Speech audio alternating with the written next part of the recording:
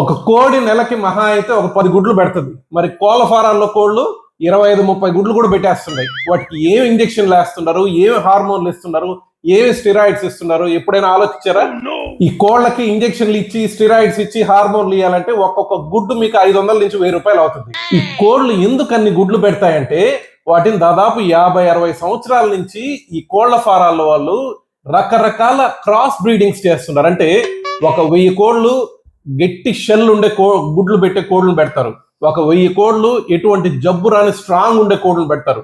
ఇంకొక 1000 కోళ్ళు ఎక్కువ గుడ్లు పెట్టే కోళ్ళు ఉంటాయి, వాటిని పెడతారు. వీటన్నిటిని క్రాస్ బ్రీడింగ్స్ చేయడం వల్ల బెటర్ స్ట్రెయిన్స్ ఆఫ్ కోళ్ళు డెవలప్ అయినాయి. ఈ 50-60 సంవత్సరాల్లో పౌల్ట్రీలో వచ్చిన రిఫార్మ్స్ అవి. అంటే మనకు పాత రోజుల్లో ద్రాక్ష తింటే సీడ్ ఉండేది, ఇప్పుడు సీడ్లెస్ ద్రాక్ష ఎట్టొస్తున్నాయి, సీడ్లెస్ దానిమ్మలు ఎట్టొస్తున్నాయి.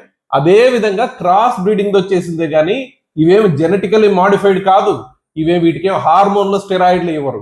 ఈ కోడి గుడ్లు కూడా మీకు దొరికేటివి ఒక్కటి కూడా కోళ్ళు మగ జాతితో సంబంధం లేకుండా పెట్టిన గుడ్లు. సో ఈ కోడి గుడ్ల నుంచి అయితే మీకు కోడి పిల్లకాయలు రావు.